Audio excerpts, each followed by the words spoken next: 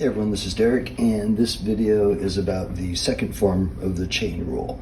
And so the chain rule, remember, works on composite functions, where we have sort of an outside function and an inside function. And so the chain rule in this form, what we're going to do is we're going to find, we're going to have f and we're going to have g. We'll find the derivative of f, derivative of g. And then we'll evaluate the derivative of f at g, so that would be plugged into that derivative, and then multiply it by the derivative of g. There's going to be also this general power rule, which is the same thing as this, but it only applies to power functions. And later in the course, we'll see some functions that aren't power functions. So we're going to need to also kind of think of it in this version. But you'll see there's this very kind of repetitive pattern to it. And these are a little confusing at first, but end up not totally terrible. I think you would see the book use U a lot in here. I'm just going to call them F and G to try to make it hopefully simple for you guys to kind of follow between what I'm doing and then this notation. So F and G. G is always going to be the easier one to spot because it's kind of the chunk that's inside. So in this case, that's going to be this x squared plus 3x minus 1. And then the derivative of G, G prime, that will be 2x and plus 3. So F, that's going to be this chunk, which I'm just going to call G cubed. And so then the derivative of F would be 3G squared. And that's where they would probably have a U there, and like I said, I'm just going to call it G. So now the derivative of this, and I'm going to call it F prime, because that's just the notation we're using in the problem, is going to be the derivative of f, which is this, evaluated at g of x. So what that means is this is g, and it's going in right there for that g in f prime. So that would look like 3, and then x squared plus 3x minus 1 squared, and then that's times g prime, or the derivative of g. So that would be your derivative. So one more time, we're taking the inside function and putting it into the derivative of the outside function, and then multiplying that by the derivative of the inside function. This, remember back here, this was the general power rule. So this is like the chain rule, but just for power functions. So let me show this same problem, but now thinking of it in this notation, which is actually a little bit easier. So if you're looking at this is, right here, this is like my x to the n. This whole thing is like the x to the n. So this is saying go n, which is 3, and then x, which is this chunk of stuff, and then n minus 1, so 3 minus 1, so that makes this 2, and then times that by the derivative of this inside with respect to x, so the derivative of this, which would be 2x plus 3, which if you look, it's the exact same thing I just did up here, it's just a different form. So in this we're going 3 comes down front, just like it did when we were doing general, regular power function. So 3 comes down front, and then take 1 off, and then all I have to do is multiply it by the derivative of the inside. Oops, and then I still need to find f prime of 2. I didn't do that. So that would look like basically just this derivative right here, or right here, evaluated at 2. And so then if I clean this up a little bit, I get 3, this would be 4 plus 6 minus 1 would be 9 squared, and then 4 plus 3 would be 7. And I just tossed all that in my calculator, and I got 1701. Okay, for this one, that root isn't doing us any favors. So let's rewrite that as x squared, plus 3 squared, and then we'll go, instead of a cube root, we're going to write that to the 1/3, and then remember we can multiply right there, and that gets us x squared plus 3 to the 2/3. So then let's do the f and g. So we'll do f and g. So x squared plus 3, and then g prime is going to be 2x. So that makes f this chunk to the 2/3. So again, I'll just call that g to the 2/3. So then f prime will be 2/3 g, and then 2/3 minus 1 would put us at -1/3. And then next is we just evaluate. So we're going to put this right there. So we're going to have f prime of x is going to equal, this is going in there, so sorry, 2/3 x squared plus 3 to the -1/3, and then multiply that by g prime, which is at 2x right there. And it's a little funky to have the 2/3 in front and the 2x in the back, so let's rewrite that as f prime x. 2 times 2x, that would make a 4x over 3, and then x squared plus 3 to the -1/3. If I want to look at this in terms of the general power rule, then I could think from right here, I would go 2/3 in front, x squared plus 3, and then take 1 off the power, so 2/3 minus 1 would be -1/3. And then that's going to be times the derivative of the inside, which would be times 2x. So you can see I'm getting the exact same thing, whether I think of it as this kind of f of g or in power rule form. Power rule is probably going to be easier for you. There are places coming up where we're going to kind of need to think of it more in this form, just because it won't be a power function, so then that doesn't work.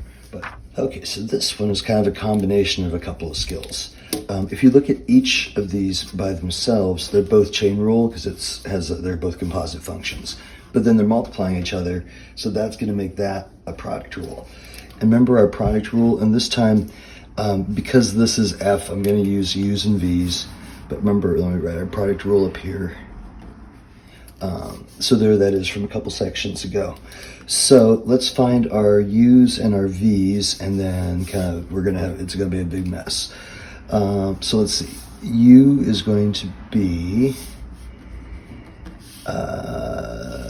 first one. So x squared minus 5 raised to the 4th. So now du, actually let me call that u prime, sorry. U prime is going to be the derivative of this, so that's that chain rule, and then this is where that general form of the power rule is nice. So I'm going to just use that here, because it's a pretty easy function. So I'm going to bring the 4 down front, and then remember it's just the stuff inside stays the same, and then take 1 off the exponent, same as we've been doing, and then multiply that by the derivative of the inside. So that would be times 2x. And again, I end up with these chunks kind of on either side, so let me clean that up to 8x and then x squared minus 5 and cubed. And then this one is v, so we'll go v equals 2x plus 3 to the 5th, and v prime, same situation, so 5 comes down front, 2x plus 3, take 1 off the exponents, that's a 4, and then multiply that by the derivative of the inside, and that would be 2. So cleaning that up, now that's going to be 10, 2x plus 3 to the 4th. So now what I have to do is, up here we have u prime times v, so that's going to be this times this plus u times v prime. So it's got the outside ones, this times that. So I'm going to cut away, write all that mess out, it's going to be huge, and I'll come back. Okay, so here it all is. And again, this was just u prime times v, so that was that times that, plus u times v prime, there times there. I changed the order here just so these would be in the same order, but other than that, it's just this. So here comes the tricky factoring. Notice we have some common factors. There's this x squared minus 5 that occurs, that we have 2 terms, right? Because these are all a chunk of stuff multiplying, chunk of stuff multiplying. So we have 3 of these common to both. So we'll be able to take out the smallest power. And then in these we have 4 in common. So I'll be able to take out 4 of those. So then the other thing is technically we have a 2 in common. On the computer answer, they did not take out that 2, so I'm not going to do it just in case that messes up you entering the answer in the computer. But technically there's a 2 there. So we'll pretend like the GCF is going to be x squared minus 5 cubed. And then right here, 2x plus 3 to the 4th. So I have 3 of these in both terms. I have at least 4 of these in both terms. So then what's going to be left is that 8x. I took out 3, I had 3. Here I took out 4, but I had 5, so I still have 1 of those left. And then the 10 is left. X squared minus 5. I took out 3, but I had 4, so that means I still have 1 of those left. Here I took out 4, I had 4, so I got them all. And then this little piece can get cleaned up a tiny bit. So let me write this out. So then right here we'd have 16x squared and 24x, and then 10x squared minus 50. And then we'll write all this out again. And then finally collecting like terms, 16 and 10, so that'd be 26 x squared plus 24x minus 50. And again, there is oops, I should have a parenthesis right there.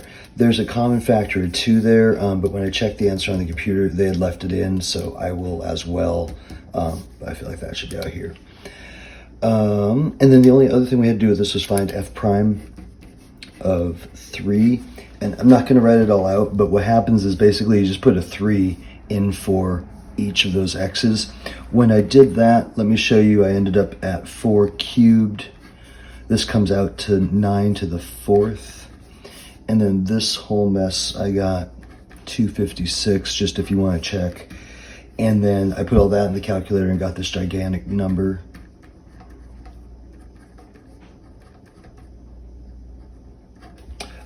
But from there, it's pretty much just calculator work. Okay, and then these last couple, we're supposed to find the derivative without using the quotient rule, rather rewrite the function by using negative exponents and then use the product rule and the general power rule to find the derivative. Okay, so this one is actually kind of too easy, it's hard. If I have y equals 1 over x minus 3, I can think of that x minus 3 as to the first. So what that lets me do, and that's why this one's almost easier, is because you can see the exponent, is I can rewrite this with a negative exponent. And now this is a composite instead of a quotient, and I can just use the chain rule. So we would do, or I'll use the general product rule. So y prime is going to equal, remember we bring the 1 down and it multiplies. Whatever's inside is what it is. And then 1 minus 1 would be minus 2. And then that would be times the derivative of the inside, which is just 1. So if I write this a little less ugly, it would be y prime. And then in my notes, I wrote this without the negative exponent, so that must have been the form the computer wanted. So let me write this down. Oops, don't make up things down there. Never mind that. X minus 3 squared. So times 1 doesn't really matter. This negative 1 is here, and then because of the negative exponent, I'm dropping it downstairs. For this one, so we'll say y is 3 and then x plus 5 to the negative 3. And then again, I'll just apply that, the general power rule. And this, I should probably use dy dx over here. So negative 3 times 3 would be negative 9. Inside stays the same, and then take 1 off the exponent. And then that's times the derivative of the inside, which again is just 1, so it doesn't do anything. Without the negative exponent, this would look like negative 9 over x plus 5 to the positive 4.